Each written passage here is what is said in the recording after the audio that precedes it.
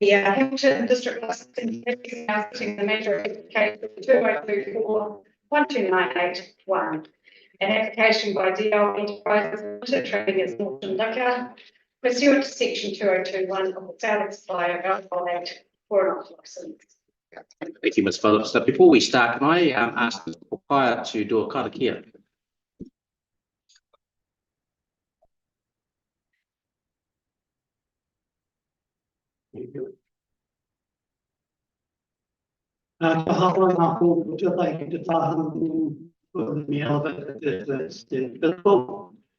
Ki tō tātou kaihanga kia horata morena, kia whakapapapāuna mo te moana, kia tere te kārohi roi, I rungi te tangata ko takahi tēnā kua te whenua. So that this blessing comes upon humans, us, as we walk upon the face of earth, and hopefully doing the right things. Ki te honga ko whetū rangitia, o ngaro I te tiroa ngā kanohi, moi mai koutou I rote I Gariki. Those lost beyond the veil, farewell. We farewell you, return home to peace at a place we call Hawaii Nui, Hawaii Roa, Hawaii Pamama. Mihi ana ki te kuini Māori, I ngā wai hono I te pō.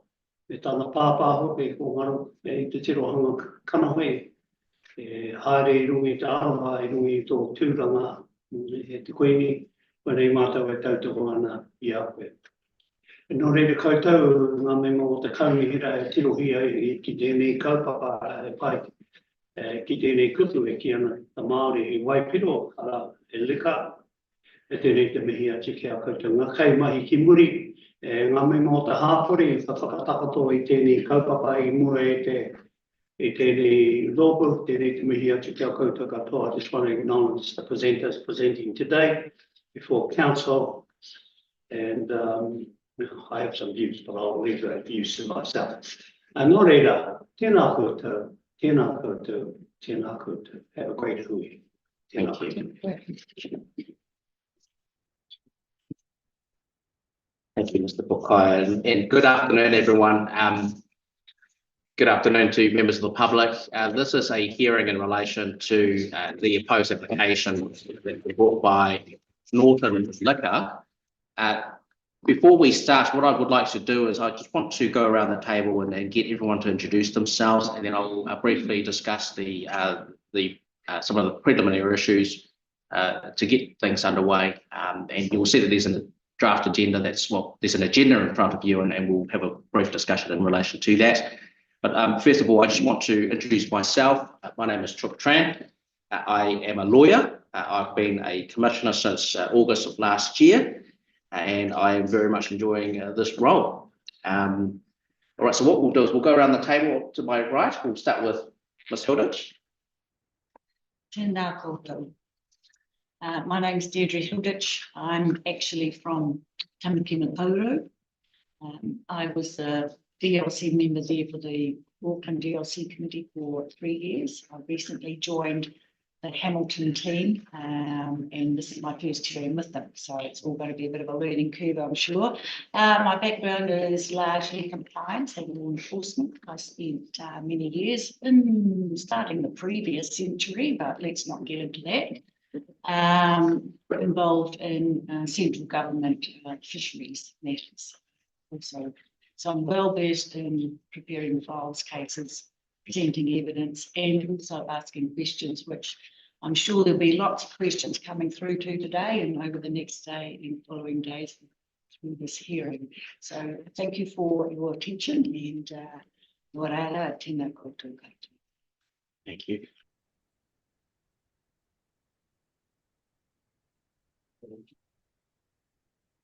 So quickly, well done, everyone.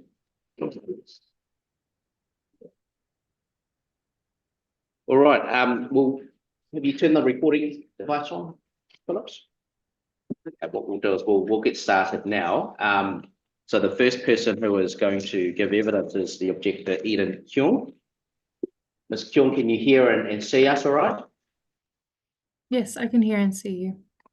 Thank you. And do you have legal representation? I don't believe so. No, that's fine.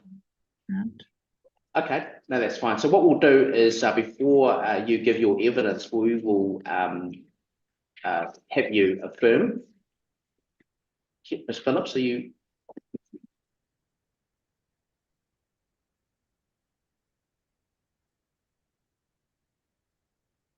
Do you solemnly, sincerely and truthfully declare and affirm that the evidence you're about to give touching the matters before this licensing committee will be the truth, the whole truth, and nothing but the truth? Yes. Thank you, Ms. Keung. Now, Ms. Keung, you've previously filed a brief of evidence dated the 26th of August 2024, is that correct? Yes, that's correct. So we have that in the bundle on page, from page 94 to 97. Can you confirm the truth and accuracy of the statement? Yes. Thank you. And what you would have heard at the beginning, I discussed whether the evidence could be taken as read. Are you happy for us to take that as read and then we'll just get straight into the questioning? Sure, I'm happy with that. Thank you for that, Ms. Keung. So what we'll do is we'll start with the licensing inspector. Excuse me, sorry, just one matter about the evidence that I wanted to raise about the Right. essay evidence contained in the statement. Yes, which one?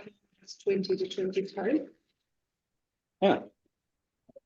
All right, yes, sir. There you go, I don't need to make any submissions on that. That's out. All right. Does anyone want to make submissions about that? Okay. Yeah, so basically my submission though is hearsay evidence and that has to be then given appropriate weight. Yes, thank you. Licensing inspector? Sergeant? Do you live locally in the Nawton area? I live in a neighbouring neighbourhood. I live in Western Heights. And you're aware of the Nawton Mall? Yes. You've been- in your paragraph 16, you refer to it being less unpleasant smells, etc., and then further down, you referred to other aspects. Have you noticed around the area, or what can you tell me about alcohol-related issues prior to the bottle store closing in December last year, and what's happened since? So I can describe it generally. So I just pop in every now and then, maybe once a week now, just to get groceries from the fruit and vegetable store. I've noticed lately that it's a lot more cleaner and calmer than it used to be when the off licenses were open. I do notice there's a lot less general litter. I've never really taken time to look at what specific type of litter it is, whether it's alcohol related or not. But there's definitely less. In regards to the unpleasant smells, I recall before the off licenses were closed, when they were still open, I'd smell a lot of like general body odor, urine. Not sure what other causes of those unpleasant smells were, but it's been nice to not have those anymore. I used to observe some arguments or heated conversations before. I haven't personally observed anything like that since the closure of the 2 off licenses. Thank you. Medical Officer of Health? I only have one. The other one I've been crossed out. So, paragraph 9. Could you please explain or tell us what support you give? I know that it says that you don't do clinical, but you do other bits aiming at minimizing inequitable and preventable harm. How does your service provide this? What do you do in terms of minimizing inequitable harm? Right. So Hapai Te Hauora, we're a non-government organisation. We specialise, core business is in public health and Indigenous wellbeing. We achieve that through health promotion and education, advocacy. So we don't work like clinically, as you mentioned. We don't have any clinics in the area. Our main connection specifically to Waikato would be through Raukura, Hauora or Tainui. They are a health provider in the Waikato region. They are also one of Hapai's owners. So we, as Hapai, have an interest in the Northern East area, especially since there's a high population of Māori, and Māori tend to experience a disproportionate level of harm from alcohol availability. Thank you. Councillor. Thank you. Mr. Buckley, do you have any questions? Yes, Eden, can you hear me? Yes, I can hear you. Can I take you back to paragraph 16 of your brief of evidence? You mentioned the removal of 2 licenses from the Nawton Mall, Countdown and Smugglers Liquor. And you notice that since the closure, there have been fewer people begging and loitering at the mall. Yes. Is it your view that those you witnessed loitering and begging were attracted to the mall by the presence of liquor outlets like Smugglers and Countdown? I can't be sure. I kind of just was a passerby going into Countdown and whatnot, so I can't say what they were there for. But I guess with the loitering, I could tell that some people were there not really knowing where they were going. Like for me, I would go in knowing exactly where I'm going and go in and come out.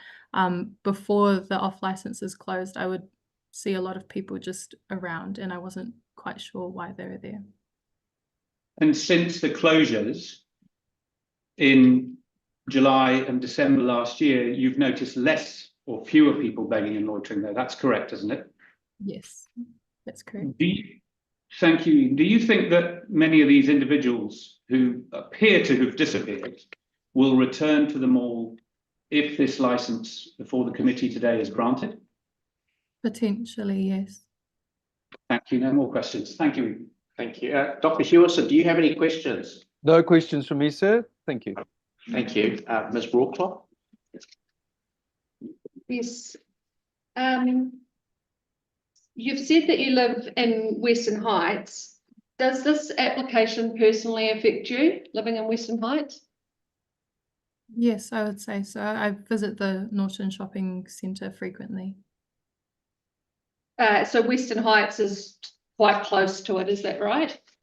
Like a neighbouring neighbourhood. Throughout your evidence, you seem to only refer to an area called Nawton East. Is that correct? Yes. And in your objection, if I can get you to turn to page 91, do you have the bundle? I do have the objection on me, Harpai's objection. Okay, perfect. Maybe if you just turn to the first page of the objection, that is page 91 for an hour bundle. Did you prepare this objection? I didn't prepare the objection. That was prepared by my manager, Jessica. But are you here to speak to this objection? Is that correct? Yes, that's correct.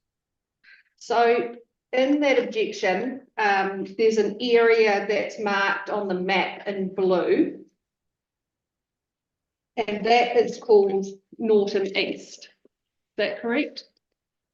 Yes. And then when in your evidence, you refer to statistical data regarding Nawton East. Yes. And when we look at that area, do you know where the store is actually located? Yes, I couldn't point it to you on this map, but I do know where it is.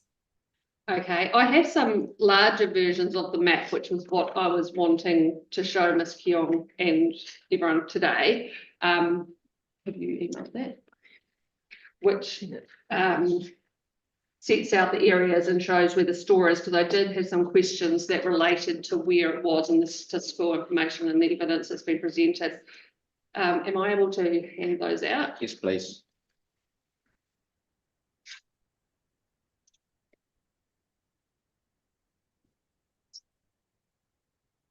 And we just emailed it to me. We just emailed it to you, Karen.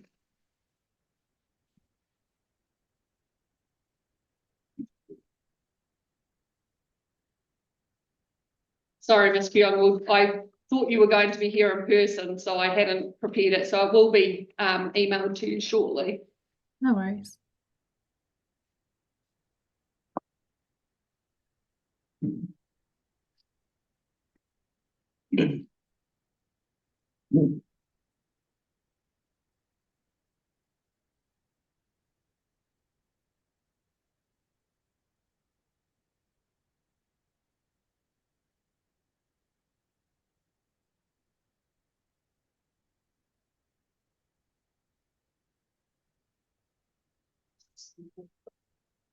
It should hopefully be with you shortly.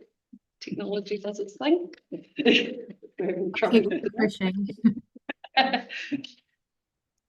So it should be an attachment, which is a map, which hopefully reads nicely when you can open it up.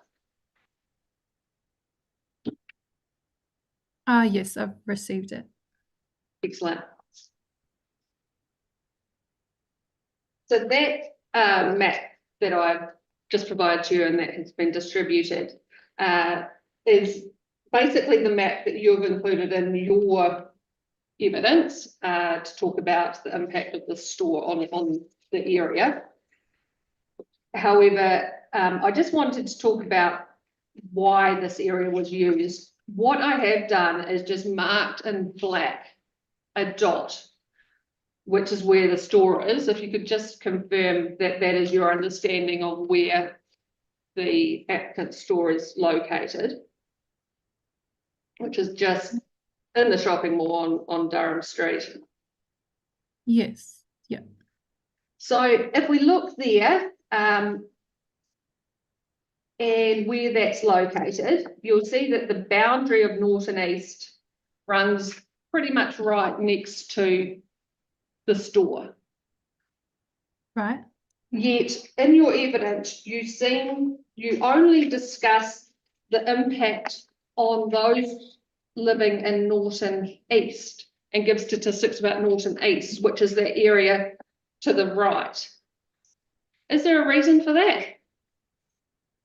I'm not sure if I'm the right person to speak to it. Sorry, I didn't actually write the objection. I'm speaking to the objection on behalf of Harpai, but I'd probably be better able to answer questions about my brief of evidence because I wrote the brief of evidence. Okay, so in your brief of evidence, you've actually talked about statistics relating to Nawton East. So if I can take you to paragraph 12 of your evidence. Yeah. So you wrote this evidence. Yes. Okay, so here, when you're talking about your evidence, you're just talking about that area Nawton East, so to the right of the store. Are you saying that the store isn't inside Nawton East? No, I'm not saying that. I'm saying it is inside Nawton East.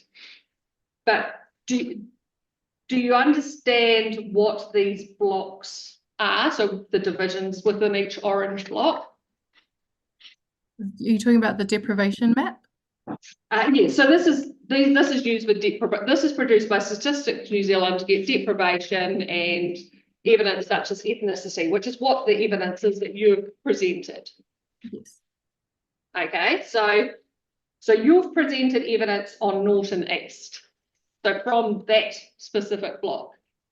What I'm wondering is, and maybe I'll just get there a bit quicker, is why have you only included Nawton East and not Nawton West? I didn't look into those numbers, but I can look into them if you'd like to know more about them and get back to you. Oh, that's okay. I can talk to you about those. First of all, I'm just trying to understand why you thought that the roads across the area just across the road isn't relevant in terms of when you're speaking to this application. I guess they are relevant. I just didn't include them in my evidence. So do you think that when you're just including the Nawton East evidence, it's not actually balanced of what the area is around this location? Potentially. Because you also said when you're in Western Heights, which is, as you said, this is effectively your store, you're impacted by it. So that's the bit area out there to the left. And as you said, it's close. Wouldn't Western Heights information also be included? Wouldn't it be fair to present that as well in totality? Sure. I guess we focused on the ones closer by because it's immediately in the immediate vicinity of the store. Well, you didn't. You just put in Nawton East. Because Nawton East is decile 10, isn't it? Yes. But if I told you and that Nawton West was decile 7 and Western Heights was decile 2, when you look at that in totality, as an average for the area impacted by that store, is it fair to say to present at a decile 10 level? The decile 10 is what's presented in our evidence. We haven't presented any other evidence. Yes, that's exactly what I'm asking you. So why have you only presented such limited evidence of decile 10 when just across the road the decile rating is significantly lower, and in Western Heights, which is also part of this catchment area, as your evidence is, it's actually decile 2. I would agree with you that they're all relevant. And would you accept that if I told you that then when you look at your statistics about how many Māori residents there are, and you take into account the surrounding areas, that would also change the averages? I'm not sure. I don't have that data on me.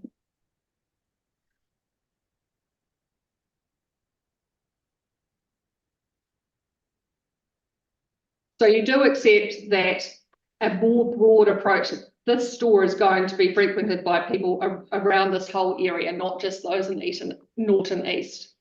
Yes, not just Nawton East.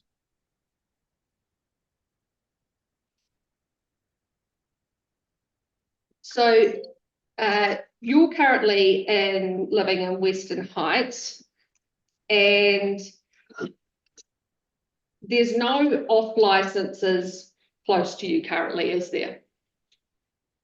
What do you mean by close to me? Well, how long would it take you to drive to get to an off license? 5 to 7 minutes. And where would that be? Would that be the one, which one would that be? There's ones in Dinsdale and then Avalon Drive as well. So if we're looking at the map, that's down on Dinsdale Road. So that bottom area down there, and then Avalon Drive is the far right side. Excuse me, there is no licensed premise in Dinsdale Road. If you're talking about the Dinsdale shopping mall or Avalon Drive. Okay, that's fine because the shopping mall's further away, so I'm happy with that. So it's about a 7-minute drive, and if someone wanted to walk, how long would it take? Not entirely sure, maybe 20 minutes, 30 minutes. So that's not very convenient, is it? If someone wanted to walk and get a bottle of wine to take out to dinner, is it? No. And there's not many other areas in Hamilton that would have this lack of convenience, are there? Are you meaning in my neighbourhood, Western Heights? Well, we know in Western Heights there's not, because there's none in that whole area, but in most other areas in Hamilton, you would be able to access a bottle store or a bottle of wine reasonably easily. Maybe you could walk. I'm not too sure. I can't speak for other neighbourhoods. Sorry.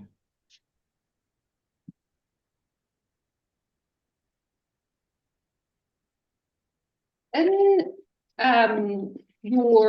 well, I suppose we're going to have a little bit of difficulty because I wanted to ask you about some of the comments that were made in your application, but are you going to be able to talk to the information contained in paragraphs 91 to 93?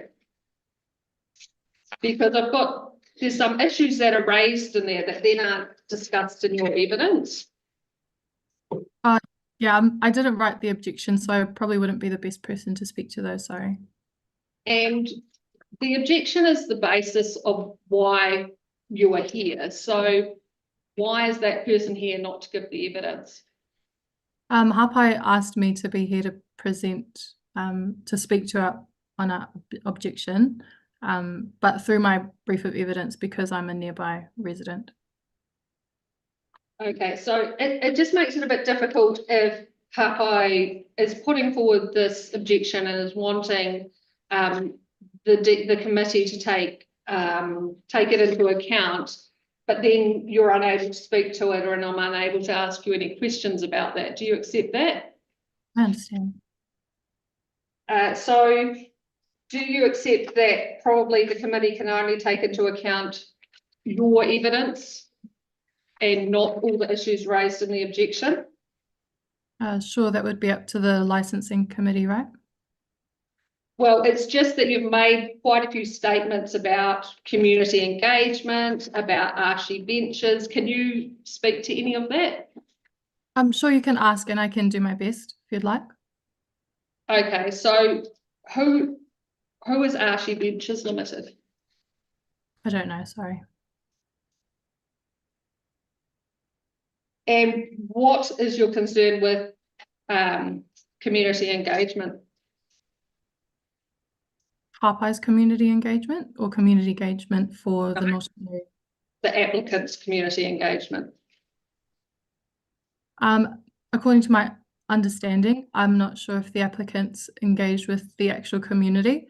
I believe they engaged with the owners of the businesses in the mall, but not sure if they engaged with the actual community, residents of Nawton.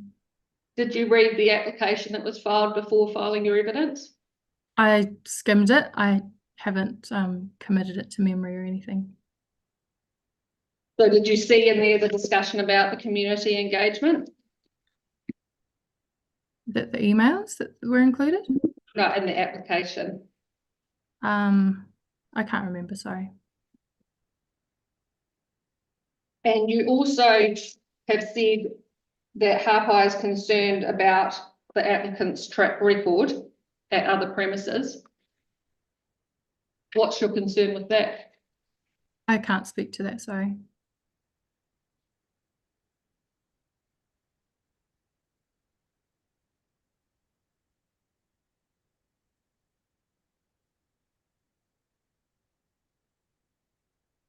Maybe it seems like I'm only going to be able to talk to you about what you've specifically observed in Western Heights, so I'll just focus on that.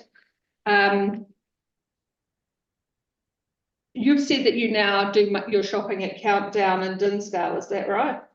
Yes. And do you accept that probably there's a lot less people in general at the mall now that the Countdown has closed? Yes. So do you think that could be the reason why you're seeing less people around that area? Potentially. And I understand you've got a concern about begging. If the applicants could put policies in place to prevent that, to prevent begging, would that satisfy you? I'm sure that would be helpful. I think it's also about the wider alcohol-related harms that it would have on the community, not just the amount of beggars that would be there. Okay, well, you've just talked about begging and litter. So what else are you talking about? I mean, the community, what it would have on the community and the families living nearby. And sorry, I just couldn't see anything about, are you just talking generally about alcohol's impact on people? Yes, general alcohol-related harm. Okay, so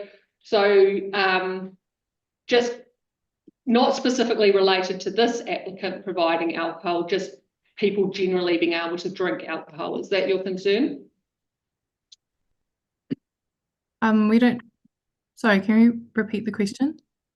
So is your concern about this applicant being able to give people alcohol, or is your concern about alcohol, the impact alcohol has on people generally? Yes, we're concerned about the alcohol-related harm generally, and I know that that is increased when there are more stores available, especially in areas of high deprivation.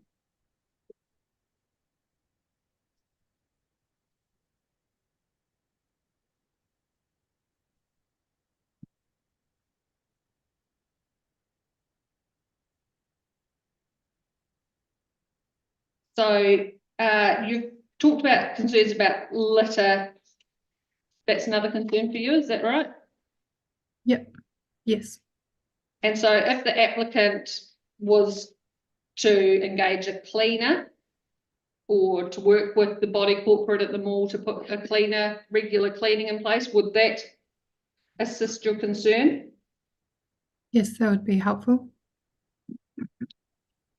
And if you would, hopefully you saw in the application, they're proposing conditions such as single sales and no exterior advertising, which is different from the previous applicant. Do you think those would help in terms of the way the store was operating? Yes, that would be helpful. And are there any other conditions that you would consider would be helpful to minimise harm to the community? Not specifically, but yeah, if the harm to the community was as low as possible, that would be ideal. I have no further questions, thank you. Thank you. Ms Hilditch, do you have any questions? Yes, thank you. Good evening. Can you tell me, please, how long have you been working for Hapai? Sorry, forgive me, Hapai Te Hauora. I've been working for Hapai for about 1 year now. And is that the whole time have you been the Māori Public Health Coordinator?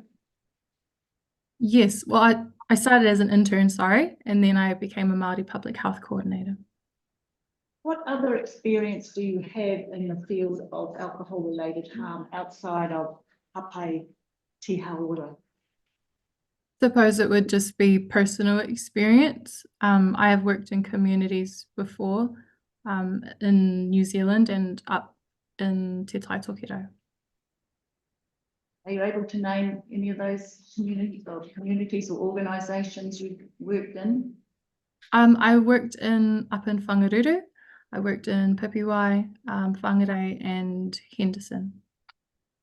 Yeah, I'm from Whangarei originally, so I am familiar with the areas you're talking. And again, what was the thing that you found most in relation to alcohol-related harm in respect of licensed premises or the availability or density of licensed or licensed premises? I observed that when it was easy to access, there was more of it in the families' homes. When there was more of it in the families' homes, there was more consumption of alcohol, and that had an impact on the family, not just the people that were consuming the alcohol, but the children, the wider family that had to jump in and assist. It had wide-reaching impacts from what I could see. You've mentioned a couple of areas, Pipiwai and Whangaruru, for example. Would you consider that those type of areas have the same vulnerable communities as described for the Nawton area? Yes, I'd say so. The very high Māori population. Some areas, well, actually most of the areas up there were high deprivation as well. Right, thank you.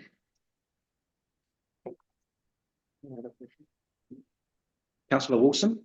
No questions. Now, Ms Keong, you mentioned in paragraph 4 of your evidence that your evidence was prepared with the assistance of colleagues. So when we're looking at your evidence that you've been provided to the committee, how much of that is actually your evidence aside from your observations? So I prepared it and then I sent it into my colleagues for review. Essentially, they edited things for me to make sure everything sounded right, as well as Belinda from CAR. She also reviewed it for me as well. So overall, how many people would have had this input into your brief of evidence? 3? 3, okay. And then you're the only one who's fronted up today? Yes. Okay. So Ms Keong, there's been a lot of questions that's been asked of you this afternoon. I was just wondering, before we conclude your evidence, is there anything that you wish to, anything new that you wish to clarify before we conclude your evidence? No, I don't have any further comments. Thank you, though. All right. Well, look, thank you very much, Ms Keong, for your attendance today. You are excused now. Thank you so Thank much. you. All right, on to the next witness, Mr. Buckley, do you want to call your next witness? Yes, thank you. I'd like to call Mr. Steve Callaghan. Can I ask you, Mr. Hang on. Callaghan? Mr. Gallagher, do you want to come and sit Yeah. at the table?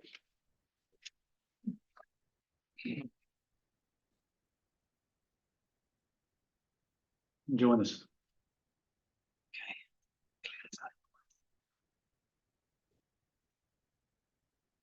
We just have Mr. Gallagher. Yeah, thank you. Can you please state your full name for the record? Stephen Owen Callaghan. Do you solemnly, sincerely and truthfully declare and affirm that the evidence you are about to give touching the matters before this licensing committee will be the truth, the whole truth, and nothing but the truth? Thank you, Mr. Buckley. Thank you, Mr. Tran. Your name is? Stephen Owen Callaghan. Thank you, and you have submitted a brief of evidence. And that brief of evidence is true and correct to the best of your knowledge. Yes, it is. Can I ask you then to summarise your brief and go through your brief with us? Certainly. Thank you. Well, kia ora everyone. So my name's Steve Gallagher. I'm a humble Pākehā from Nawton, Hamilton. And the evidence here is based on my concerns and my experiences. And what part would you like me to speak to? Do you want me to read right through or? Well, the evidence can be taken as read. Yeah, So we've read it. Do a summary. Do you want? Pick up. Well, we could get into the questions if you like, because we've read your brief. Take it as read. Yeah. It is read. But is there anything that you wish to clarify? I'll clarify my questions. Okay, that's great. District Licensing Inspector? Could I ask, Sir, that we change the order of questioning because I was Okay, thrown into this one? no, that's fine. Sergeant? In your brief, you're well aware of the Nawton Mall complex, certainly. In paragraph 9, you refer to broken bottles, rubber, etc. Are you able to identify the type of litter that you saw? The broken bottles, etc. Yes, again. The bottles were predominantly TD bottles and quite a lot of shredded up TD cans as well. And so things that have been, for instance, if you're walking across the grass bridges or where you're getting across the sporting field, things just been run over by the mile contractor, broken glass. Pretty obvious what it was and where it was from. And that's the part that's behind the mall between Fraser High and the mall. Yeah, Alicott sports fields. Sorry, Mr. Keller, can you just speak up a little bit? I'm a little bit advanced in English. No problem. Right, let's give it up. Thank you. Okay, where do you want me to pick that up So from? just repeat that last little bit. So the sports fields are behind the mall. They're called the Alicott Sports Field, Thank and the Fraser Tech rugby team and the Northern Tigers rugby league team play from them. A very popular space.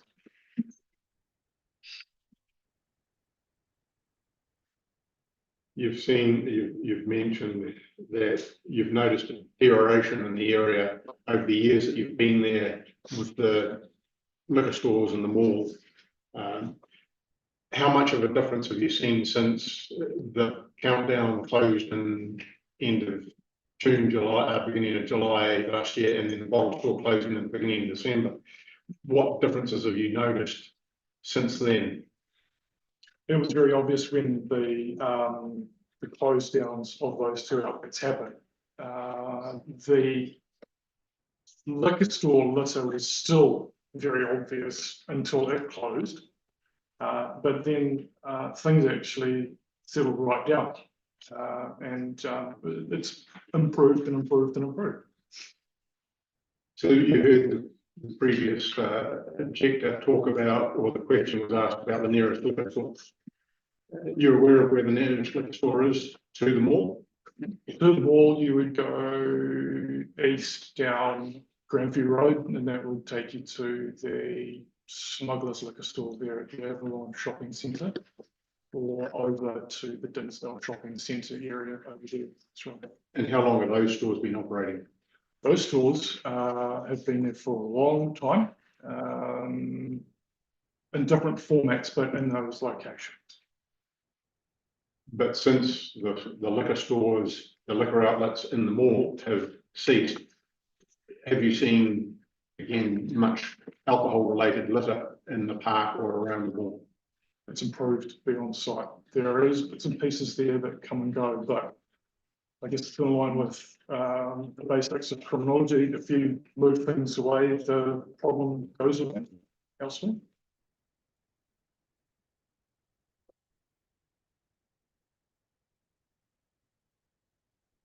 You talked in your principal concerns about criminal and drunken behaviour, and you heard the previous objector talk about begging. You haven't mentioned that yourself, but did you ever see any of that sort of behaviour around the mall while the licensed premises were present?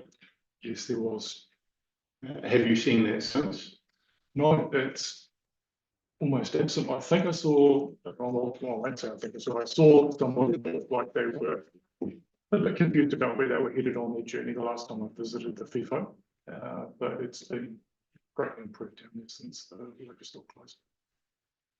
Have you noticed since the opening of the FIFO store, an increase in the number of people using the mall?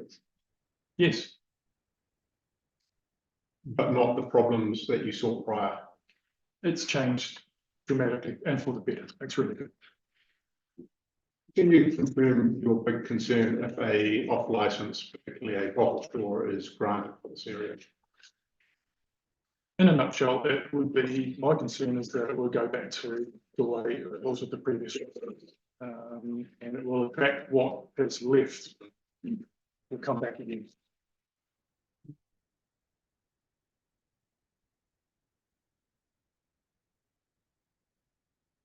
And I would add that I think that would be inevitable, because it's just the store's gone, the liquor store closed down, and things calmed right down. We'll put that back. I think it would be inevitable that the crime and unlawful behaviour is going to. You heard council ask the previous objector around conditions that could be imposed on a licensed premise. Do you believe conditions that are being proposed or suggested would change, particularly the event? I would say good luck, because the conditions are good, because it means you're not falling back on the legislation and bringing 111 and asking your colleagues to come and solve the problem if that gets to that level of unlawful behaviour. Could you expect the licensee to manage issues within Elliott Park? I wouldn't think that's possible. No further questions. Thank you. Medical Officer Hill. Okay, I'll go back to the licensing inspector. Mr. Keller, one of the things you mentioned is the liquor store litter was obvious. Could you explain that a little bit more, why it was obvious that it was a liquor store, not the supermarket? Yeah, so supermarkets can't sell the combined alcohol products like ready to drink beverages and little aluminium cans of Jim Beam cola. That sort of product is exclusive to the liquor store outlet. So you'll have to forgive me because I'm the guy that used to get given the job to do stock tax and things like that by my bosses. So you can see things, and it's not hard to connect where it's going to come from. You wouldn't get those products from the supermarket. So that was, you didn't see boxes of beer boxes and wine bottles. It was. You might see those as well, but they equally could come from the liquor store too. Yeah. How far from the Nawton, from that area do you live? I live right next door, literally over the fence up until earlier this year, and then I moved a little further up the road. So I'm very close to. Pretty close to it. Do you frequent any of the other shopping centres in the area? The shopping centres in the area that I would go to would be over to the Dinsdale Shopping Centre. And then failing that, up to occasionally out through the Avalon Drive precinct. I believe there's pretty good takeaways up there. And So let's look at the same time frame that from when those stores shut down in Nawton. Have you seen any change in Dinsdale? yeah, and that was market. Norton's one of those suburbs where everybody will talk to everyone on the same level. It's really good like that. So we knew the staff that were in the Countdown supermarket. And as they were closing, hey, where are you going? Got a job. Someone going to Rapa, someone coming into town. Got linked to the Dinsdale Countdown. So actually started shopping over there a little bit more. And it was quite telling what was changing very rapidly was everyone was at Norton, for good for better, were going to the Countdown at Dinsdale because that was the next alternative.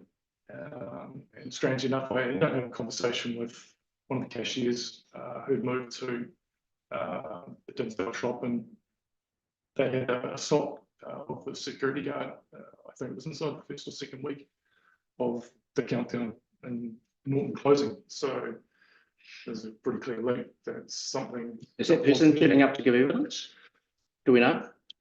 Don't know. Okay, we'll move on. Yeah, Carol. Yep. So there was a pretty dramatic change actually over in Dinsdale, and that store's just gotten obviously a whole lot busier, a lot more people going through, but attracted quite a lot more of the heavier behaviour and that, and a lot more bidding too. Okay, thank you. Ms. Walcliffe? How did you learn about this application? This starts quite a while ago when I was aware of what was going on with Sashi, ventures and the difficulties at the shopping mall, in their licensing. I think I had made contact with our representative over this, Councillor Sarah, and then Sarah Thompson. Yeah, and you know, people were talking about the problems at the mall because there were big problems. So your objection is at page 98 of the bundle.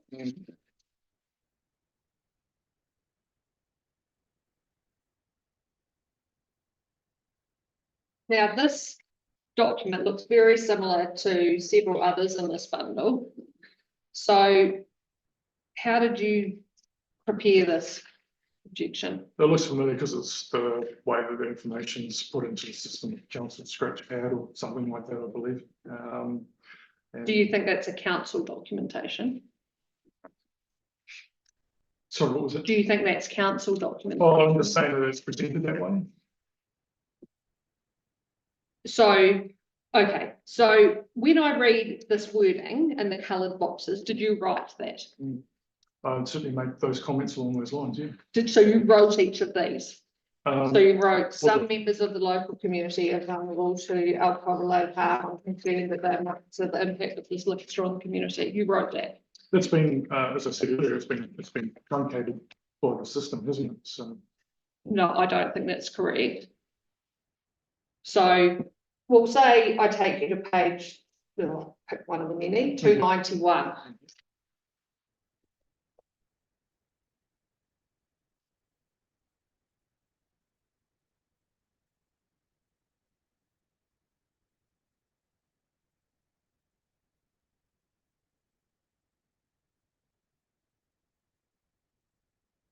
So do you know Chantal Knox, that's whose document this is?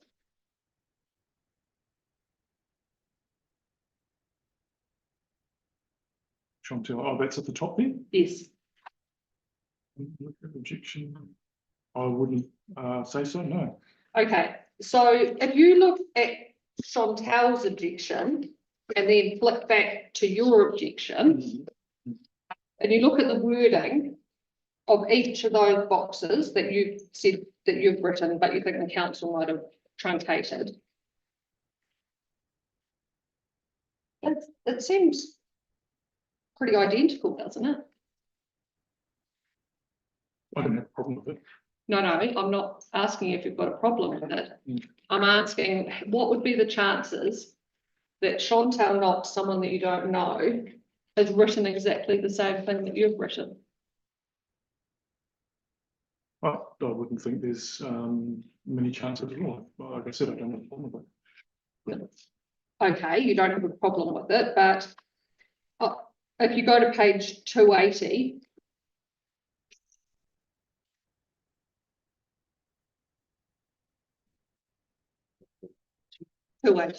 Thank you. and Reese Sure. His is identical to yours as well, isn't it?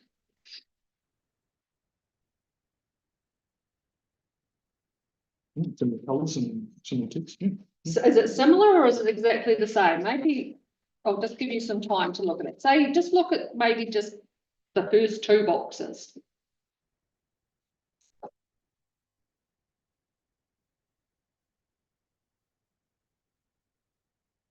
Yes. They're identical, aren't they? So did you write this objection or not? You wrote everything that's in these coloured I boxes. made the objection myself. No, I understand that you completed something, but did you write all these words?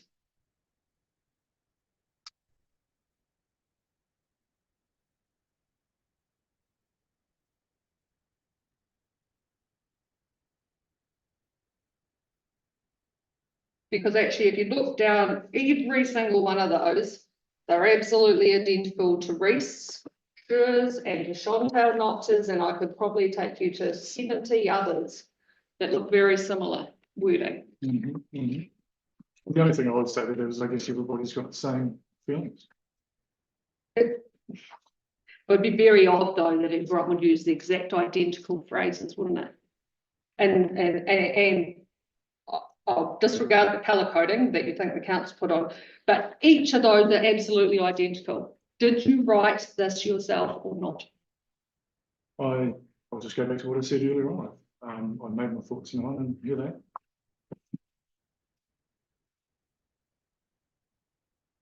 Did you read the application before writing these words? Reading the application. Which application? The application for this bottle store. You read it? I would have put in my concerns, possibly before I've seen, potential. Okay, so if I then go to your page 98, and if we go down to, there's a 1, 2, 3, 4 from the bottom, there's a green box, green, blue, bluey green. And in your words, you talk about the application and what it says or doesn't say.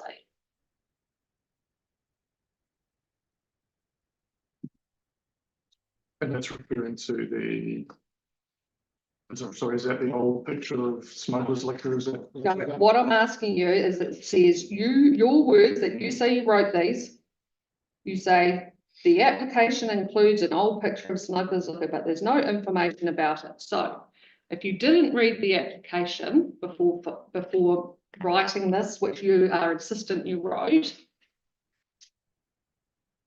how can you be talking about the application?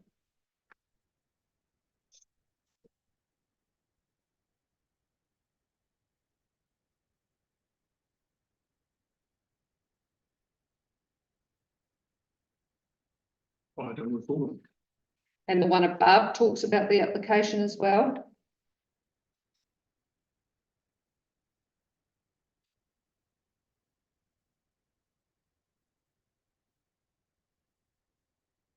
I don't recall that either. But you want the committee to accept that these are your words. No, it's here. Okay. So further down, on that objection, there's a text paragraph which I expect you guys to tell me are your words. So reading that, you talk about the new owners. So you obviously know who the new owners are when you're writing this. Yes, How did you know who the new owners were? well, it's coming through. Sorry, what's coming So through? you're asking me about this statement here? Yes. Mhm. Yes. Mhm. So here you've made some comments about the new owners. Mhm. So you knew, when you wrote this, you knew who the new owners were?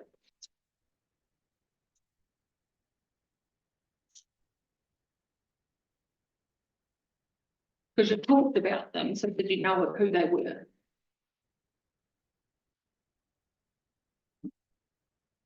I think what I'm saying here is that I'd be concerned the new owners, clearly what it says, will be culturally ignorant, socially irresponsible as the previous owner and act unlawfully, put in property. Okay, so the new owners are sitting here, Mhm. proposers. Why do you think that they're going to be culturally ignorant? I think the question is that if you're looking at past behaviour, it predicts the future. Sorry, I don't understand what that means. You had an issue with the old owners. Mhm. Why do you think that someone completely new who's applying for a bottle store license is going to be you've said culturally as well, ignorant? Why? Well, if it comes back to issues of alcohol harm in the community and trading irresponsibly, and of the concerns that the new owner would also do the same thing. That's what I said. But do you know who the new owners were? I think it matters if I do or not. Okay, so you just think anyone who operates a bottle store is going to be culturally ignorant, socially irresponsible, and putting profit first? I'd object to that question. Well, he's got a lawyer here. He doesn't need you to do it. He's represented. He's not objecting, so it's not appropriate for you to do that. I'll hear from Mr. Buckley. I think the questions are starting to run a little tough. Mm. And I would agree that I think things are, this is making life very difficult for my client. Well, the questions are being fairly put to Mr. Gallagher, because he says that he's the one who's been writing all these things, and I think what council is trying to do is trying to get to the bottom of whether he is particularly opposed to this applicant or in general, right? Absolutely. Okay. That's what we're here to determine. Right, okay. All right, keep going. So I'll carry on. And my concern is that yes, another alcohol outlet will just carry on doing the same thing. So it doesn't matter who's running it in your mind. No. So your view is no bottle store here, even if there were policies in place to ensure that the issues that you've raised were addressed. After all of these questions, the bottom line is I don't think you can control. And if you do, you're really risking, certainly you're risking the well-being of the neighbourhood that survived since the last place closed down. And if you do go ahead and open it, you may well reap a whirlwind. But there's bottle stores throughout New Zealand. Do you accept that? One or two. Well, there's more than one or two, isn't there? There's bottle stores throughout New Zealand. There's availability of alcohol throughout New Zealand, and the government allows that to happen. So what we've got to look at here and what the applicant needs to show is that running this store, they can do that in compliance with the Act.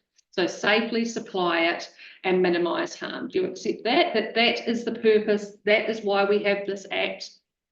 But it's not that clear cut. The move now is to make sure the vulnerable communities are treated at a higher level, and that's important. Well, do you accept that when they're assessing a community, it's considering whether the applicant is suitable to operate in that community? We're talking about the applicant. community comes first. That's how I see it.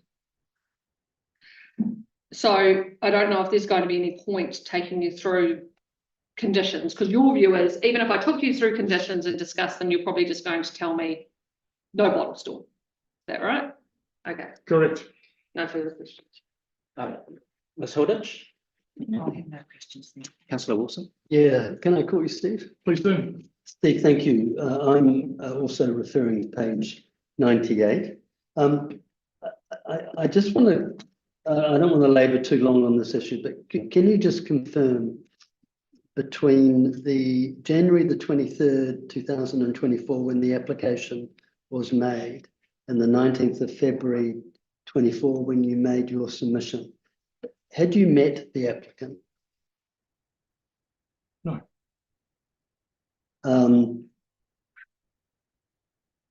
And not wanting to put words in your mouth, but help me understand how you landed on them being culturally ignorant and socially irresponsible if you hadn't met them.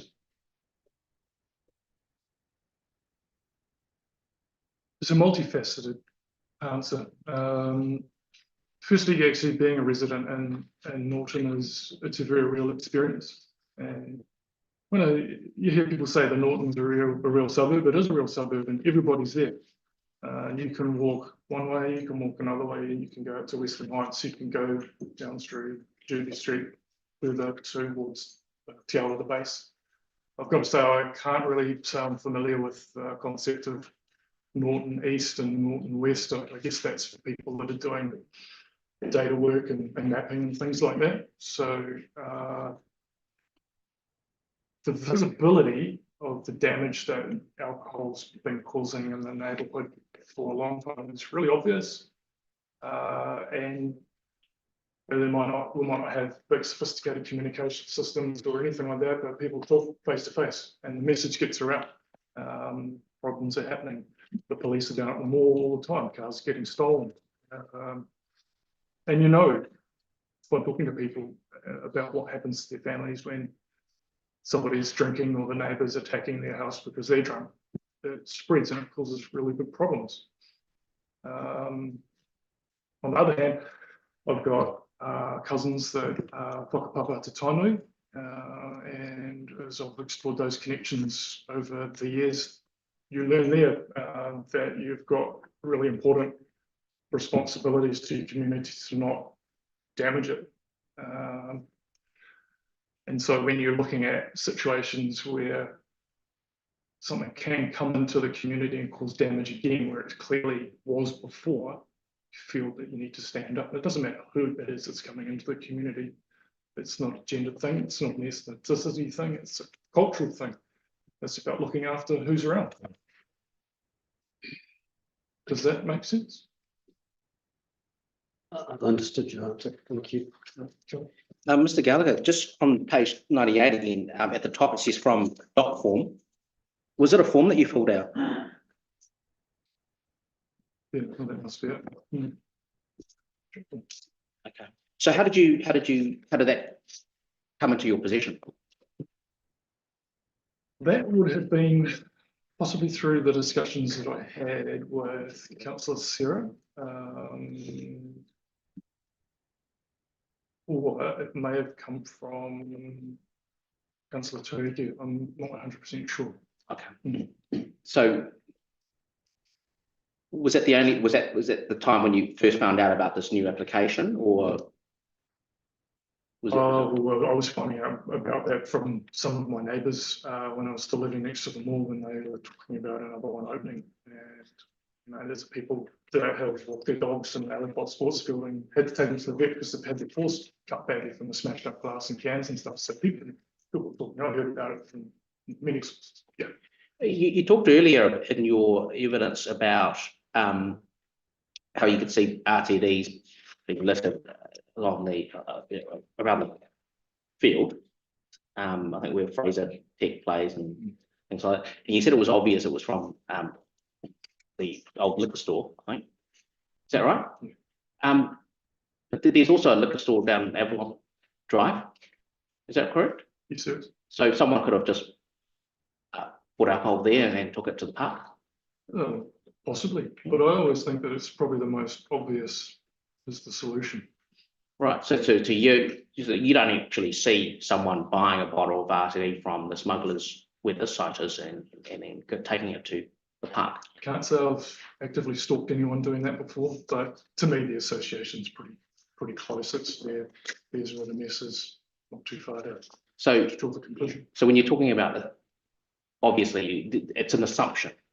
Okay. I think a well-weighted assumption.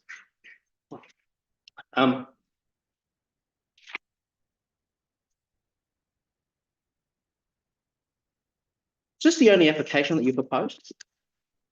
I am posing another liquor store as well. And that is, So without going into details, is another liquor store that you proposed? Mhm. Okay. And is the basis for that is because you just don't think there should be liquor stores that should be operating in the Hamilton City area?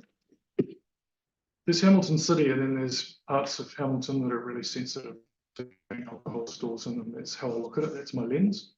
And it's taken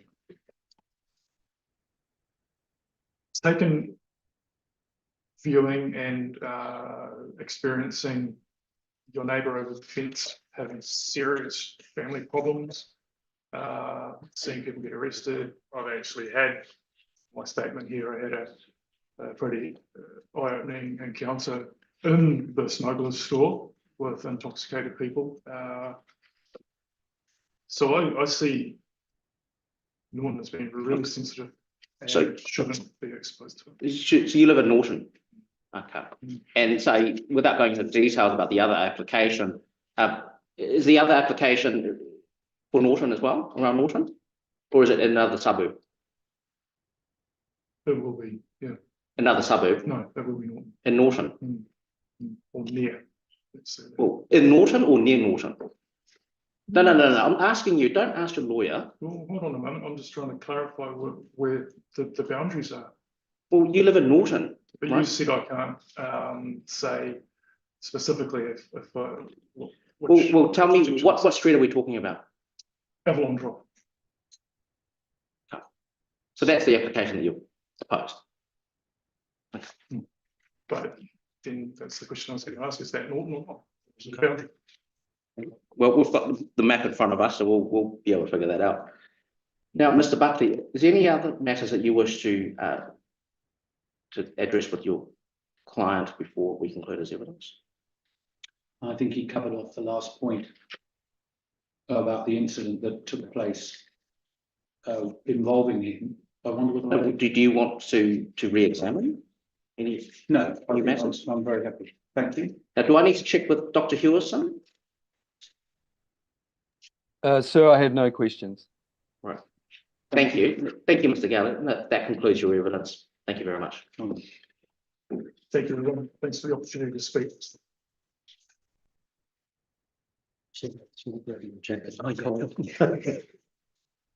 All right. Just looking at the agenda, the next person is Leanne Lynette Davies.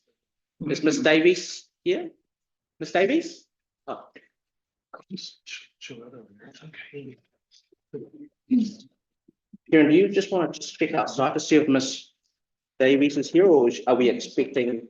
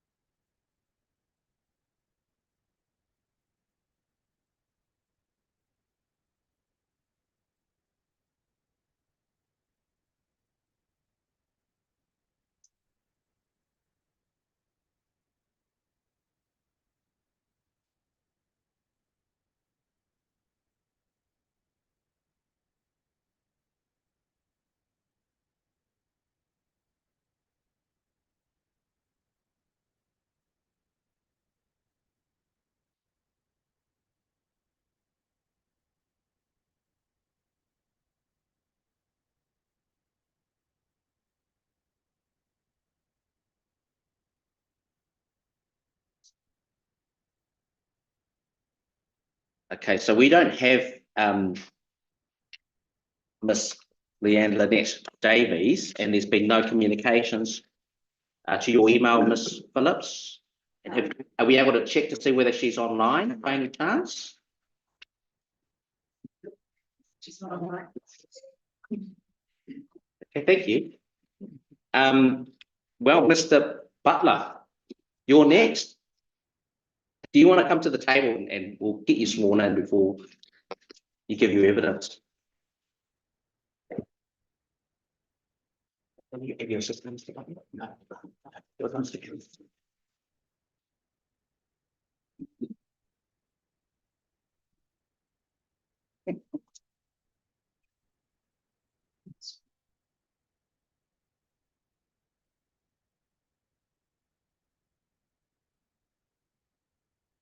Please state the name for the full name for the report.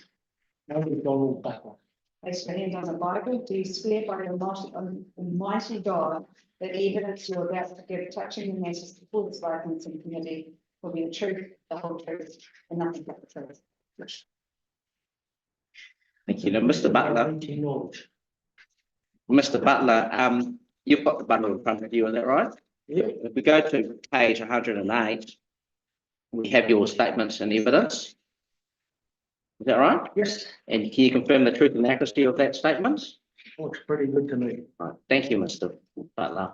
And we'll go to, now, before I go to the agencies, was there anything in this statement that you wish to clarify?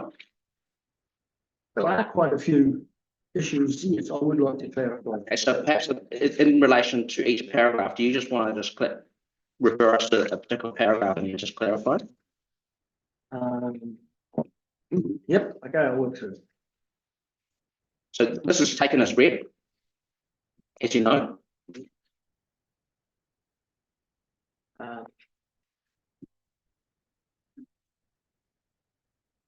23 and 23 and 24, what I've actually done is I've outlined it in the applicants, in the application that I'd like to ask to sort of cover through. Am I allowed to do that? So well, what do you want to do? Well, in the application and the page 19, 29, what steps are proposed? I'm sure Is that I'm later? sure Mr. Rawcliffe will probably have some questions to ask you, but if there's nothing that's going to be asked about that, we'll revisit that Okay, later, okay? okay. Remotely selling alcohol is a worry to me. And more clarification on the single can sales. Size of cans. Is that just more in relation to the conditions you think? Yes. Okay. Yeah.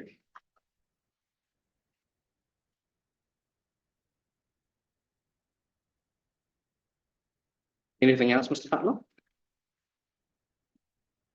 No, I'm going to take it and see how we go. All right. Thank you, Mr. Butler. Sergeant. Mr. Butler, you had the previous question, I'll go down some lines. You've been around the area for a very long time? I am old, yes. Can you explain the changes you've seen prior to alcohol outlets ceasing to what you've seen now? Oh, hey, look, there is no, I don't think anyone can argue that it is different now to what it was when alcohol was being sold with smugglers and with FIFO.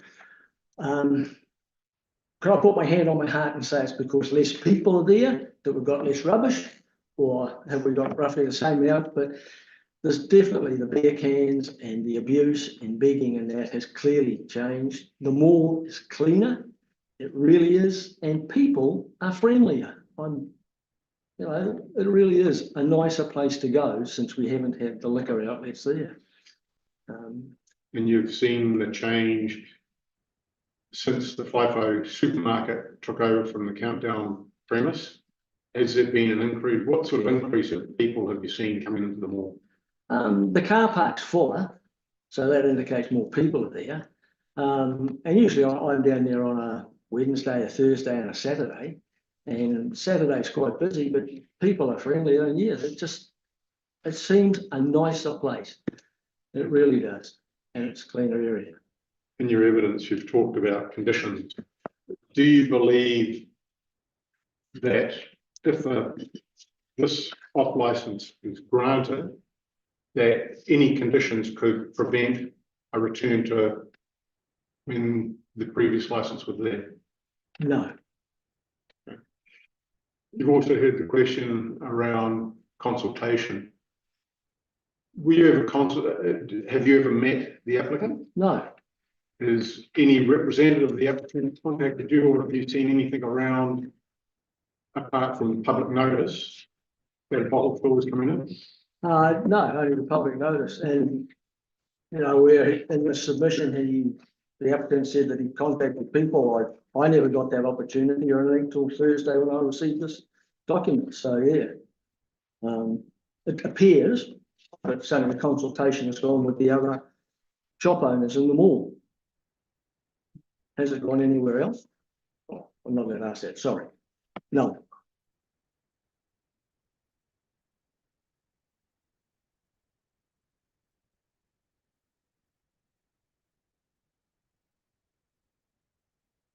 You haven't seen people begging around the mall since?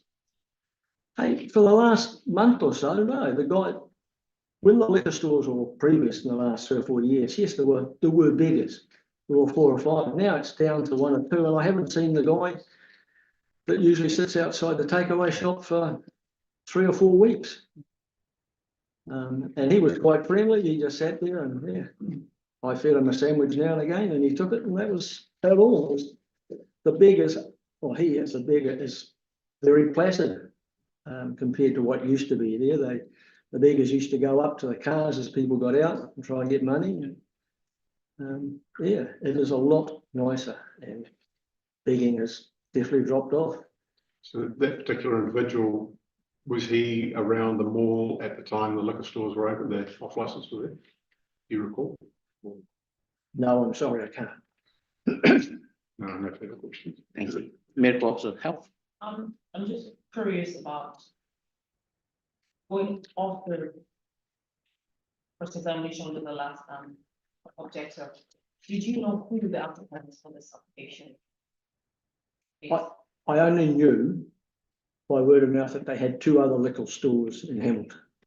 Yeah. So you knew something about them, and did you know where the applicant was located? Yep, Bader Street and Hippie Terrace. And did you know that?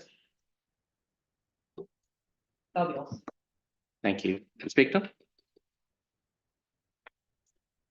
So you've talked about some different conditions in there, Mr. Butler, but the bottom line is, do you want a store with conditions or no store at all? I would have no store. And hey, based on that is because I feel we have sufficient liquor outlets within the vicinity, and we don't need any more. You know, I'm a dreamer, I suppose, but yeah, I think that the improvement in the mall is fantastic, and obviously people who want alcohol have found other sources of alcohol. And hey, the whole place, the skateboard down Hyde Ave, is much cleaner, much happier place. So, you know, I'm not a guy that can go through all the statistics and come up with everything, but using my eyes, I've seen a hell of a change, and it's for the better. Do you go to other centres? Same question you asked before. Do you go to other centres as well, shopping centres as well? Since 2020, I try to avoid those, but yes, I do. I go to Dinsdale, I go into town, out to Tarapa. So is there any correlation between changes in Dinsdale to when Nawton cleaned up? Yeah, Dinsdale is busier for sure. I wouldn't say it's double the size of that, but it is definitely busier. And what about the ambience? What about the litter and stuff like that? Dinsdale's it changed at all? it hasn't got any better, that's for sure. I haven't sort of paid a lot of attention, and I don't go down there as regularly as I do to Northern Mall. Yeah. Thank you. That's all. Thank you. Dr. Hewison or Mr. Buckley? I have no questions for Mr. Buckley. And no questions from me, sir. Thank you, Ms. Rawcliffe. Ms Butler, so, sorry, you live in Western Heights or Nawton? Western place. Okay, so you would accept, you heard my questioning about who is impacted by this, and you're obviously here because you say you're impacted, so you would shop in you shop in Nawton, Yes, so yes, I do. Western Heights is part of the Nawton Right, community. too right, yes. And do you accept that,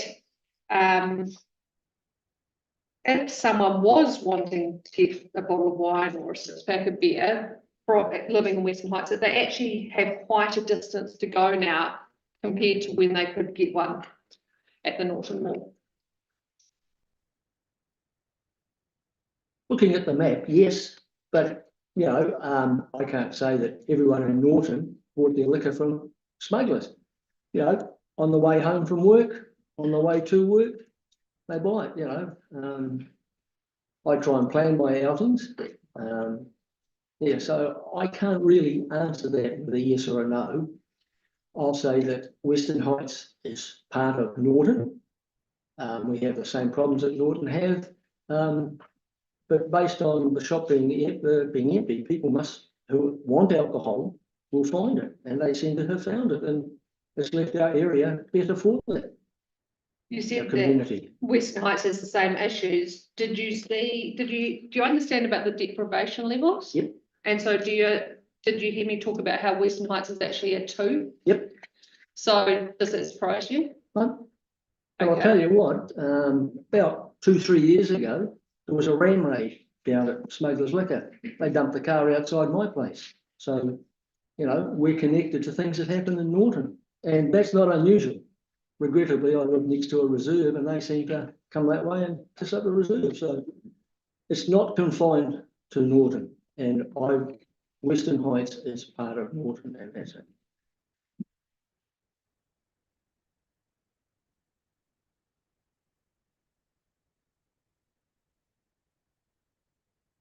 So you talk about that the bottle store would not benefit the community, but would you accept for those who drink responsibly that there is a convenience and able to get a bottle of wine locally? I'd say I drink responsibly, and I have never bought my alcohol from Nawton Mall. For 30 years, I've gone down to Dinsdale Liquor. It's just the way it is, and you know, people choose where they go. So once again, people. So people should have a choice about where they can buy it, though. Ooh, that's a really open-ended question, isn't it? You need to look at statistics and all that. Yes, I'd say yes, should be able to have a choice. Yes. In your evidence, you talk about at paragraph 7 on page 108, you talk about you got some advice about object of the act. Who did you get that advice from? Jaden. Okay, and so when you talk about section 4 and the object of the act, did you look at section 4 of the act? I did quite a while ago. Right, because when you've written your evidence, did you write this evidence? Yes. You wrote this evidence. So you said you understand that section 4 means it must not increase alcohol-related harm. But when you look at section 4, it doesn't actually say that, does it? Do you want to have a look at it? I've got some here. Okay.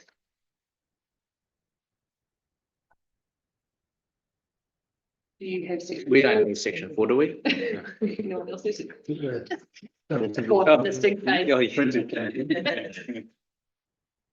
No. Well, the harm caused by excessive or inappropriate consumption of alcohol should be minimised. Yes, okay. Not increase alcohol-related harm, section 4 of the Act. So it should be minimised. Well, what's the difference between minimise and increase? So let's just have a look at it. So the object of this act is to ensure that sale, supply and consumption is undertaken safely and responsibly. So it's allowing the supply and sale of alcohol. Yeah.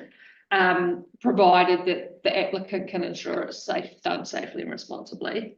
And that when we're talking about the harm, it's called the harm about excessive or inappropriate consumption should be minimised. Yep. So it's not saying if you put a bottle store there, you just can't put a bottle store there, which is, I understand, is what you're wanting. But the object of the Act allows bottle stores, provided that the harm caused will be minimised. Do you accept that? That's the law. I don't accept it. Okay. You cannot, in my opinion, supply alcohol without increasing harm in the community to some people. Full stop. But you accept that in terms of what this committee needs to consider is they are bound by the Act, and what the Act says. My brain, my idea, that statement meets the Act. I understand it means it must not increase alcohol-related harm. To my thinking, that meets the harm caused by excessive or inappropriate consumption of alcohol. Should be minimised.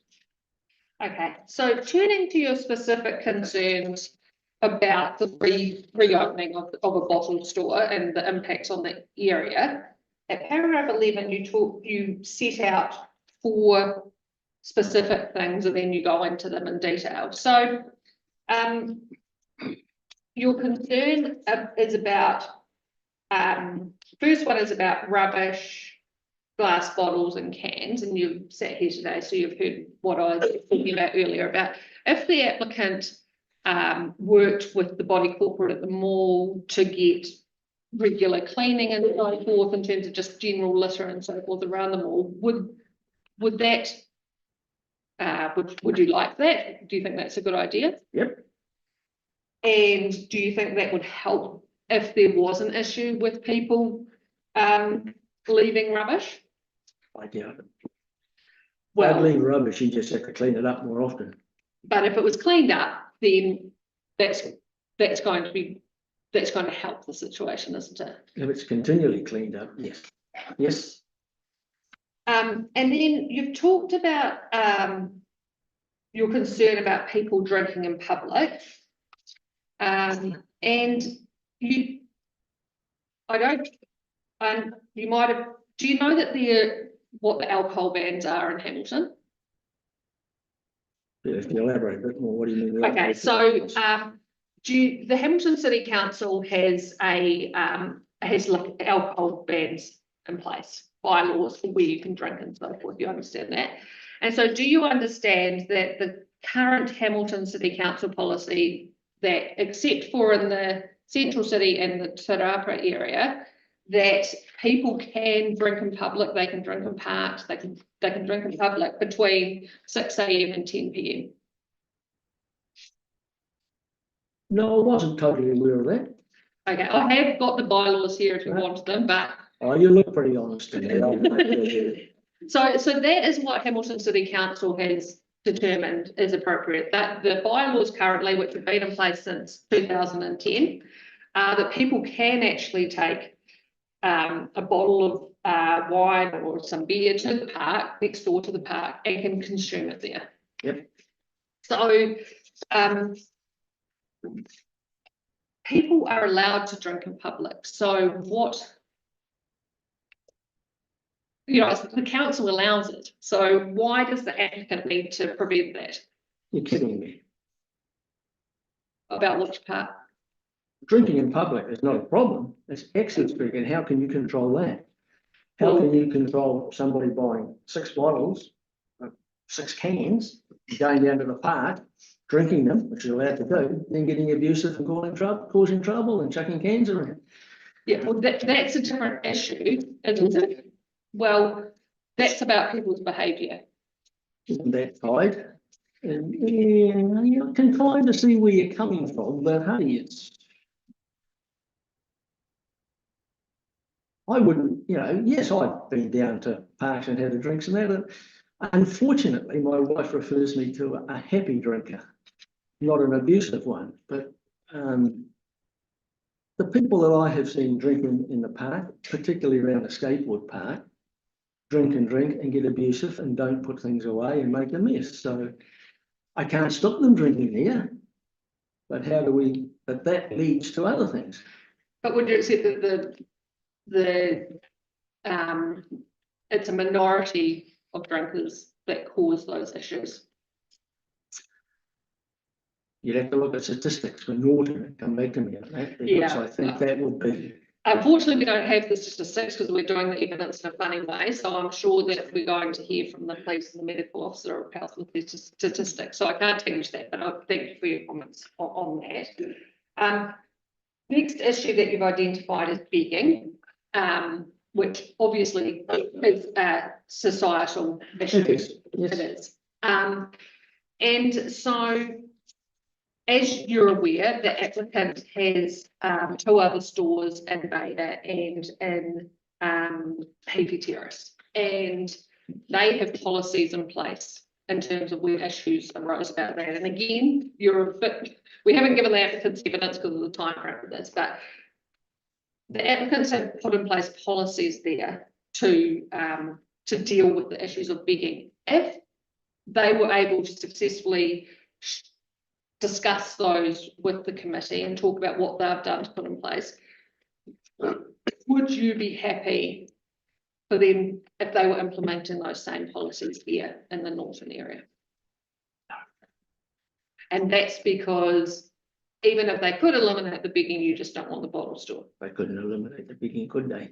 That's hypothetical, isn't it, and fantasy. I'm sorry. Okay. And can I come back to you on that, or am I just allowed to answer your No, question? you can say something else. Do their policies work in Beta Street and in Heaphy Terrace? Well, I can't give evidence for the applicant, but the applicant will give their evidence to the committee when it is their turn to do so about exactly what they've put in place for those areas. Your solicitor will be able to, oh, sorry, you don't have, that's going to be a bit hard, but they will be able to give their evidence about what they've put in place, and the committee will be able to make its determinations about whether that works or not. But their evidence will be that it has worked. Really? Wow. Yeah, well, Mr. Butler, I can indicate that objectors, like yourself, can participate in the second hearing because you're here. So you can ask questions later on, okay?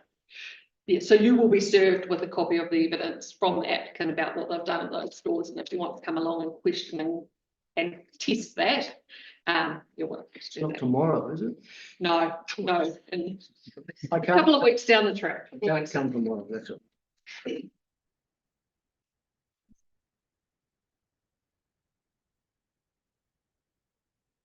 And the other thing you talked about was,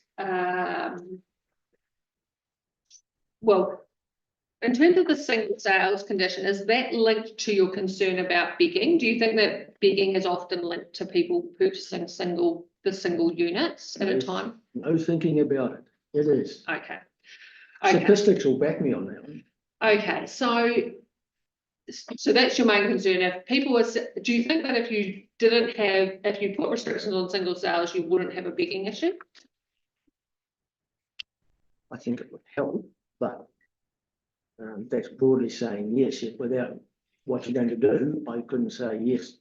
And what if stores had a policy that if someone came in and purchased some alcohol and then they came back within a very short space of time and purchased another small amount of alcohol, then came back and purchased another amount?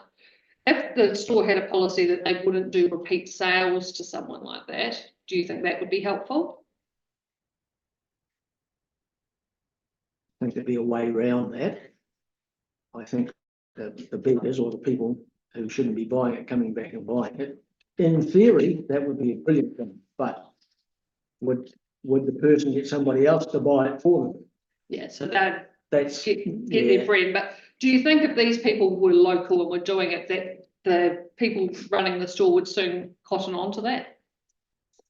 The people running the store before didn't, so you'd have to prove that you could do that. But the people running the store didn't have single sale condition. So you know from the application, you have read the application because you were talking about before, that there is a proposal to put a single sales condition in place. And I know you said you want to talk to it, so this might be your chance. So the condition that's been proposed, do you know that Hamilton City Council has a sort of a standard condition that they're putting across most licenses, new licenses or renewals of licenses? So if that condition, do you have an issue with that condition? I haven't read it, but I understand that $6 is the minimum. Mm-hmm. I haven't read all that. I haven't read that, no. So, yeah. So if it was that you couldn't have a single sale of something for less than $6, do you think that would be helpful in stopping the issue with the begging? Sorry, can you repeat that again? So if there was a store couldn't sell, because you've said that your concern is about single sales, do you think there's a correlation? Well, you said there's a definite correlation between single sales and begging. So if there was a condition on the license that there could be no single unit sale for less than $6 a unit, do you think that would be helpful in stopping the begging? I don't think it would. Why not? $6 is not hard to get nowadays. So I think people would quite easily get $6 to buy it. It's not hard to come up with $6. But that's quite a lot of money for one can. I think people with alcohol problems, alcohol consumption problems, I don't think monetary policy stops it. You know, it's an addiction that if they got a teaspoon for $6, they'd still find it $6 to get the teaspoon. But you understand the $6 limit is about, because the issue with begging is it's the repeat purchasing of single card sales. So it's begging enough to get enough money for one, and then going back out and enough money for the second one. This is how it came in Hamilton, because it was a problem in Hamilton East, and this is why this is an issue. This has come into play on Hamilton licenses. So it's then you've got to beg for $12 for 2 cans, and then $18 for 3 cans. So that is why the $6 level is put in place. Has it worked in Hamilton East? Well, we're not here to talk. I don't have evidence about Hamilton East. What I said, the applicants will talk about what they have done at their stores, but I'm just explaining to you that's the reason for that policy. Could I answer that question after they've given their evidence on what they're putting in? Yes, you can. Yeah, so remembering that not in Hamilton East. Yeah. Hamilton's Hamilton, it's the same piece of land. There's just a bit of water between Hamilton East and us. Oh, absolutely. The whole of Hamilton is the same. That's why we're trying to get consistency in terms of what's happening in the stores. And so then the other issue that you talked about is you said you don't like remote sales. If the applicant said, scrap it, we won't do remote sales, would that satisfy your concern on that? Hell yeah. Because, yeah, yes, it would. Yeah, they're offloading the responsibility to somebody else, and yeah, that's, yeah. Okay. No further questions. Thank you, Mr. Butler. Thank you. Ms. Hilditch. Yes, thank you. Mr. Butler, in your statement and evidence, you refer throughout to Grandview Mall. Is that the same as Nawton Mall? Yes, it is. And how long has that actual site occupied here, been there? I think it was 1987 it was built. Food Town first built there, yes. So it's been a community asset, if you like, or for a long time, or history there. An asset it has been, yes. Thank you. Thank you, Councillor Wilson. Yeah, thanks, Mr. Butler. Just a couple of questions. In paragraph 7 of your statement of evidence on page 108, you said, in preparing for the hearing, I sought legal advice. You've confirmed you didn't receive any written notification of the application. Could you walk me down again how you found out about this new application? Real easy. I was in the mall and I saw the sign on the window. I saw the one at FIFO, and then I thought, oh, you walk down the road, saw the other one. So yes. Okay. And so you were at the mall shopping? Yes. Excellent. you spoke, and in fact, in your evidence on page 112, at the bottom of the page, you assert the only conclusion is that alcohol outlets in Grandview must be contributing to alcohol-related harm in the community. And I think you justify that on the basis of your point on 34. Have I understood that correct? That included people begging. Yes, Right. yeah. But earlier on in your evidence, you referred to a beggar a few weeks ago. Do you recall that? Which paragraph was that? No, in your earlier oral yeah, evidence. yeah, the guy outside the, So he was begging. yes, he was, yeah. And right, okay. Of course, they hadn't been selling alcohol there for how long? Do you recall when they closed the countdown? Do I get any prizes for getting it right? I think it was July supermarket and November, December, the smugglers liquor. So just for clarity, beggars are still there, even though the people aren't selling alcohol there. Not to the numbers that were when the stores were there. Right. We've been down to one or two, and as I said, the guy who has been there up until a couple of weeks ago, I haven't seen him, just sat there and you could talk to him as you walk past. Where the other ones were more aggressive, looking for money. Yeah. In your evidence, and I found it quite helpful, you were highlighting the concerns on single sale can items, and you just confirmed you'll be much, sorry, I'm assuming you've said you were much happier if there wasn't online sales. Yes. Okay. Only for it, you can't control it. Right. So are you saying that if there were specific conditions that helped to negate the activities that you refer to on page 112, both at point 33 and 34, that would give you some comfort? Some comfort, yes, but I would still object.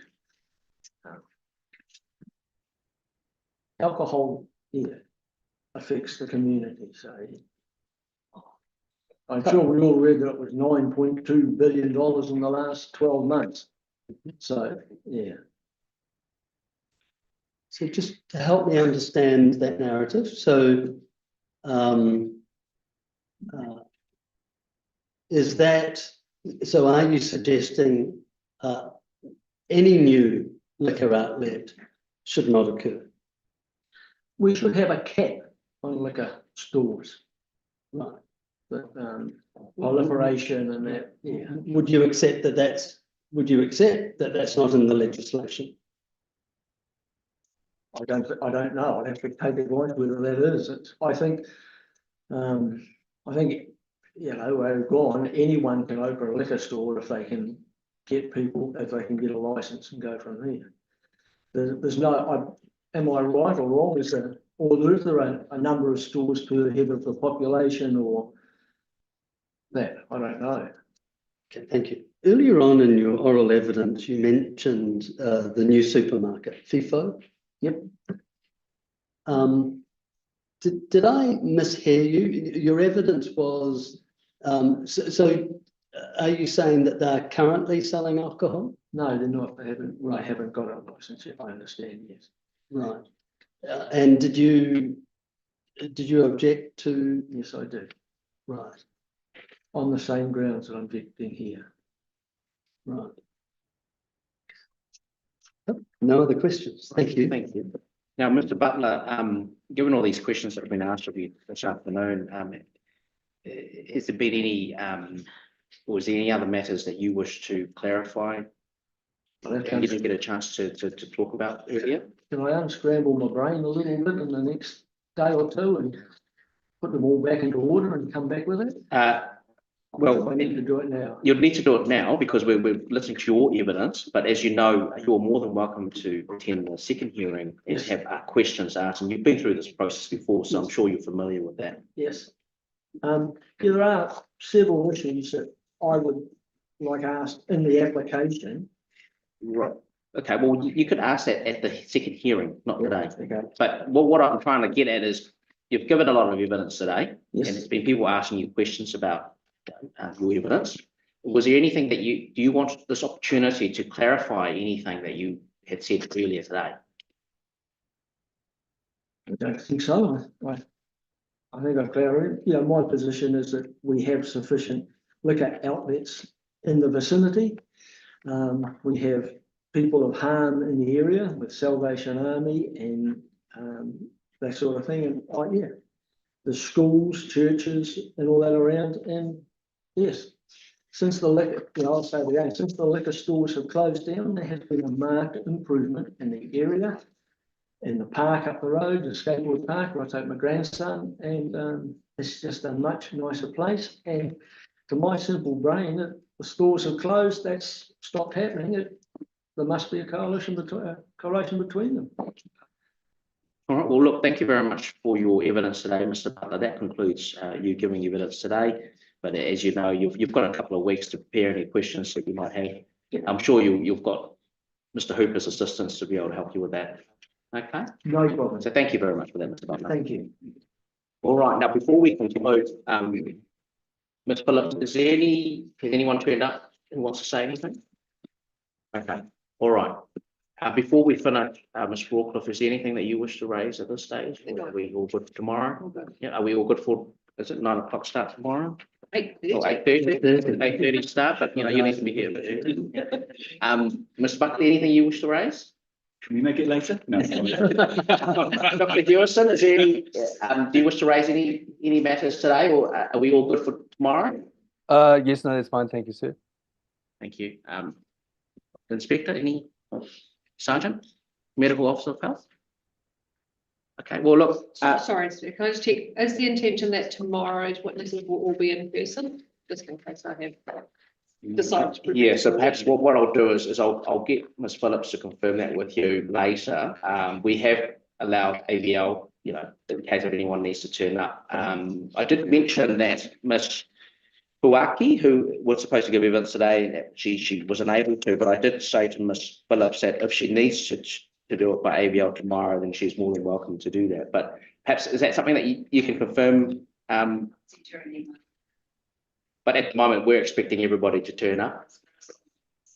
Thank you. And then I understand for Te Kohau, 4 of the witnesses are not turning up? 3. 3. Okay.